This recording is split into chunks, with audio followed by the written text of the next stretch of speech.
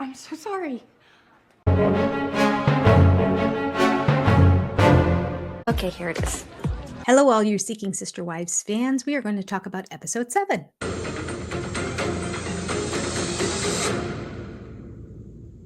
Well, there were 4 families on this episode. Let's see. Let's start off talking about, let's do Danny and Yesel. These two have brilliantly figured out a way to get money with a fake storyline, because there is no way this could possibly be true. In today's episode, as soon as it opens up, we see Danny on the floor playing with her boys. We also see them get in little fights, her trying to deal with it. She's talking about how stressful it is. It's been a month since Yesel's been gone and it's very difficult. The whole purpose behind having a sister wife is because when Yesel has to go away for 4 months at a time, Danny would have not only somebody to just sort of physically help her, but I think to have like a buddy, a friend. I don't know why it's so difficult for her to meet people and have friendships. And actually, you don't need a lot. I don't know why Yesel's first baby mama, possibly wife, I don't remember. I don't remember them ever saying he was married to her, but correct me if I'm wrong, write it down below. But that is Danny's best friend, and the two of them get along really well. And quite frankly, it's one of the 2 other kids that are sometimes at her house. Now, when he's out of town, I don't know if they have her watch the boys, because I think the intent would be he spends time with dad. So she probably just has the 2 little ones. But since she's best friends with the mom of this other boy who's technically a brother to her little boys, I would think she's coming over anyway. Why can't she just do that a little bit more? Why can't they pay her to do it a little bit more? I mean, it's weird to say you're going to pay somebody to be your friend, but you pay people to do things that you need done in your life. And she needs friendship. She needs somebody to talk to. That doesn't mean you find somebody to sleep with your husband. How could you ever trust the person who's sleeping with your husband? How can you confide in that person? It makes no sense. No sense. These people are either complete idiots or they're making up the storyline. I don't know. But those 2 things don't go together, especially because she is still on the bandwagon of there is no way that the woman's sister wife that we bring in is going to bear any of your children. Now, I said when we were watching it in the live stream, we need to take the blue-haired girl who was on the date with Reese and bring her over because she can't have children anymore. This is the perfect situation. Danny gets her friend, Yesel gets his rocks off, and everybody's apparently happy. How Danny can be happy with this arrangement, I don't know, but that's what they say they want. I'm telling you right now, if it ever comes down to the fact that this girl, what's her name? Not Teresa. I always forget her name. Jackie. If this Jackie comes back and says, I've decided, I'll agree with it. I have 1 child. I'm good. You have 2 children. We'll just have this sister-wife relationship. Give it less than a year. And oopsie, she's going to say, I'm pregnant. I didn't mean for that to happen. This is not good. So in this 1 month period of time, Danny has not gotten together once with little Miss Jackie. Not once. How badly does she want to have a friend? Apparently, Jackie keeps reaching out to her, but she's not responding. The reason why she's not responding is because she needs to have a conversation with her to tell her, I just need you to know you can't have babies with my husband. This is a topic of conversation that apparently never came up during the whole interview process, beginning dating process, all these months that they've been together. How is that possible? Never once did they tell her, by the way, Danny has a hang up with the fact that whoever the person is, they can't have a child with Yesel. That would be probably something that comes up even before you go on your first date. Like, here are all the guidelines. And apparently, according to Jackie, they did provide her with guidelines. Well, we know that because one of the guidelines was you are supposed to only participate in the app to talk to Yesel, because in this particular app, Danny can see what's being said as well. But then they just started having private conversations outside of that app. So, and she's still around. She can't be trusted. He can't be trusted. He knows what the rules are, and he continued to encourage her to talk on the side. A little bit of phone sex was going on. That's what was happening there. I'm telling you right now. We did find out on this episode that indeed Yesel is involved with the military on some level. Behind him on the wall, wherever he is, there was something that was made, maybe by her boys or something, that said, thank you for your service. Oh, and we find out that Yesel manages to find time every single day to talk to Jackie. We didn't find out if he talks to Danny every day or not. I don't know. I'm assuming he does. He darn well better. So we see later on in the episode that Danny goes ahead and arranges to have dinner with Jackie. So we see later on in the episode that Danny goes on and she arranges to have dinner with Jackie. And this is the opportunity for her to now tell Jackie, I just need you to know you can't have any children with my husband if you're going to be a part of this. Now, obviously, the extra woman who's coming in needs to respect all the boundaries. I will admit that halfway through that conversation, I started turning from this Jackie girl's ridiculous. Get over it. That's what they want. To wait. It's been all these months and they've never mentioned this to you once. And they have given you guidelines and stipulations. And they did know that you wanted to have more kids. And still, they have been stringing her along. Yes, they have. And according to Jackie, when she has conversations about kids with Yesel, and Yesel is telling Jackie that Danny's going to be fine with all of it. He is such a liar. That man is sleeping around when he's gone for 4 months. I'm telling you, he cannot be trusted. Oh, goodness. Was there anything else in that little bit? Oh, yes. We may have known this before, but sometimes I get confused on the details, and a lot of their stories are similar. We either found out or I was reminded that Danny cannot have any more children. She's too high risk. Now, she said her other pregnancy was high risk, but all twin pregnancies are high risk. I don't think those two things needed to be mentioned together because that made it kind of confusing, but she did say that her body is too high risk to carry another child. Now, the reason she doesn't want another woman to have his child is because Danny has always wanted to have a little girl. Well, she had twin boys, and now she can't carry any more children. So she said the thought and idea of another woman carrying his child, and if it's a baby girl, that would be too devastating for her, and she would be watching something that she always wanted and feel like she's missing out on something. Understandable. She just should have told Jackie this from jump. That's all. So Jackie pretty much goes in and says that she feels that Danny is being selfish.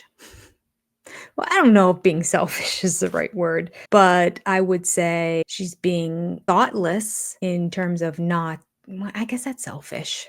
Okay, she is being selfish, but she's just being selfish in a different way than I was thinking of it. She's not being selfish that like, I don't want you to have a baby because I want this. It's like, okay, that's fine. That's not being selfish. Those are your rules. She is being selfish in terms of having rules and guidelines all set up, but not sharing that with Jackie and leading Jackie on this entire time. That was a selfish thing. She was not thinking of Jackie and how this might hurt Jackie. I don't think she was thinking that this Jackie girl was really going to catch feelings for Yesel. And I think she did. So, well, that's the end of that relationship. Next week, she gets to tell Yesel that his new little bang bang girl that was supposed to be here when he got back from his 4-month trip away will no longer be here. I mean, he had to have known that, but he'll act surprised and he'll probably blame Danny.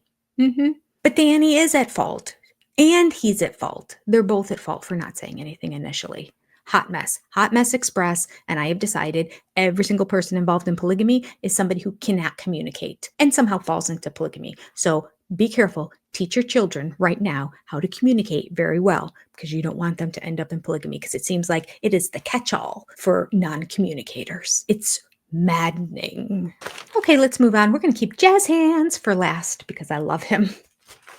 We had one brief scene with the Davis family. This is Nick getting up in the morning in the big old massive bed, and the girls obviously told him, stay in there because we're going to bring you breakfast in bed. I don't remember why. Was it his birthday or something? I can't recall. So they bring him back breakfast in bed, and he talks about how like, see, this is why I have this life. This is so great. Look at these women made me breakfast. And now they'll go off to work and they'll bring home the bacon as well. So as he's sitting there acting like Mr. Pimp Man, Teresa also brings out the book of photos that they shot that we saw in the last episode. So they're beautiful. They're gorgeous. All three women look amazing in them. April looks like a bombshell. And of course, Nick loves it.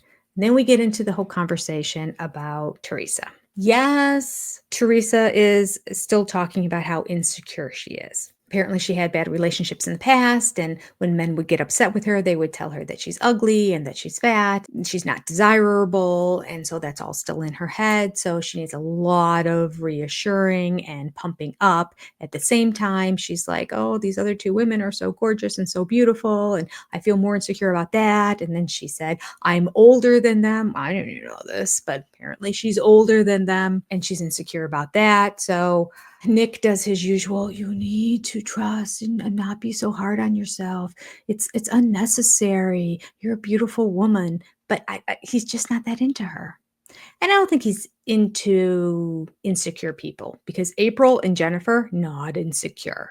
And if that's what he's attracted to, he's attracted to powerful women. So I predict this is not, by the end of the season, she'll be gone, if she makes it that long. Well, she will, because they're going to want the money for the whole season.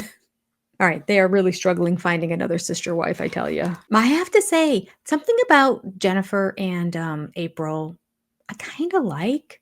They're semi-normal, but Nick, who I mean, I would be friends with Jennifer and April. Jennifer doesn't say a whole bunch, but when she does speak up, she seems sweet and she seems nice. But Nick, you have to be married to Nick. Hard sell. Yeah, they may never find somebody. All right, we're going to go to Garrick and Danielle. Another maddening lack of communication scene. Oh my gosh.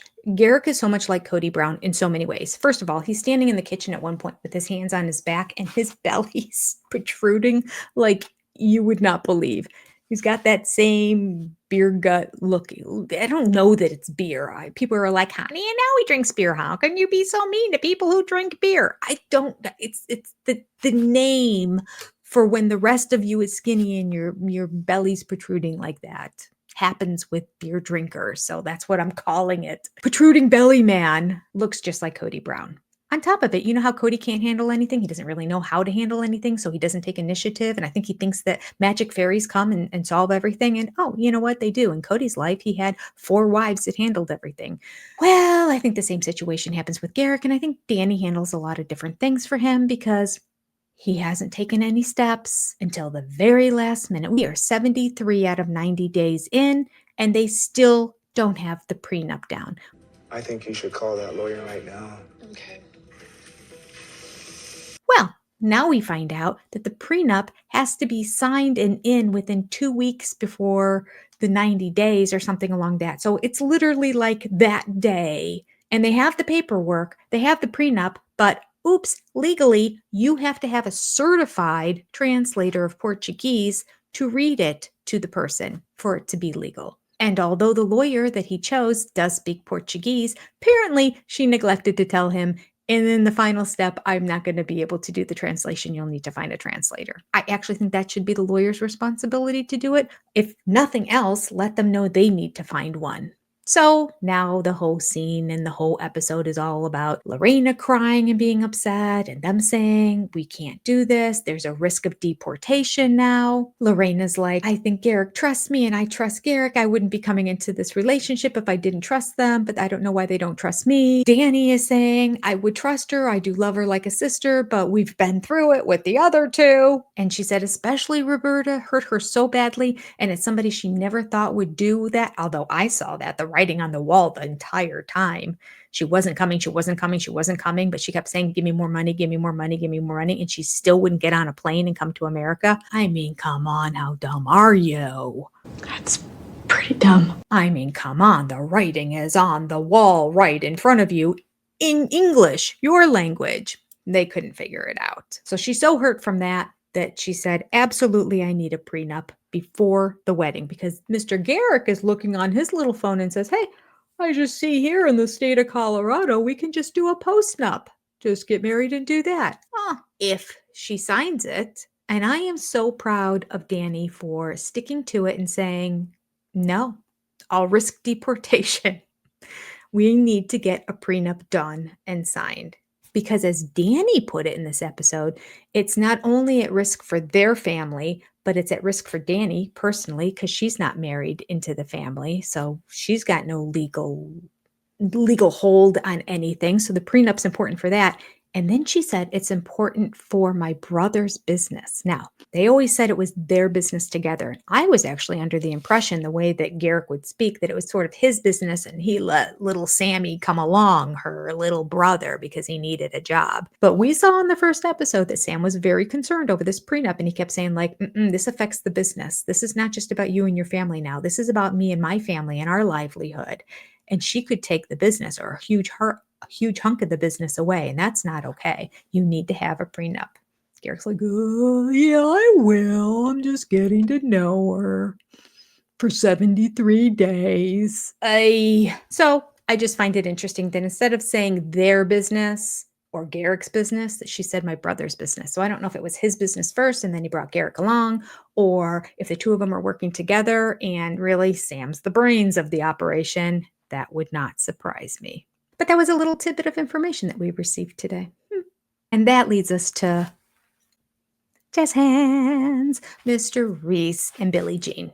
They go to visit some of their friends. Now, these are real friends, not fake friends that some of these families are having on the show. Real friends. They've been friends since high school.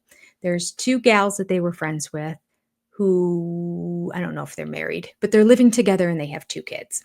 One of these two partners is the one who donated her eggs to Billie Jean to be implanted in her so that she could have a baby, because she could always carry a child. She just didn't have eggs that were viable. Well, now she's got 5 more embryos, but Billie Jean was high risk then, and her body's too high risk, and so she really shouldn't be carrying kids anymore. So as they're at their friends' houses and they're talking about everything, I should get the girl's name because she's so nice. Ashley. Okay. The two women are Tia and Ashley. Ashley, the one who donated her eggs last time, says to them, listen, I know what you're all going through, and I know how you're going through this sister-wife thing to grow your family. I just want you to know we're done having kids here. And I didn't mind being pregnant. So if you want me to carry your embryo to full term and deliver it, I'll do that for you. Who does that? This Ashley girl is like sent from above. She is got a heart of gold. That is a big, I was going to say a big ask. Nobody asked her. That's a huge offer. It's amazing. So they just say, oh gosh, thank you.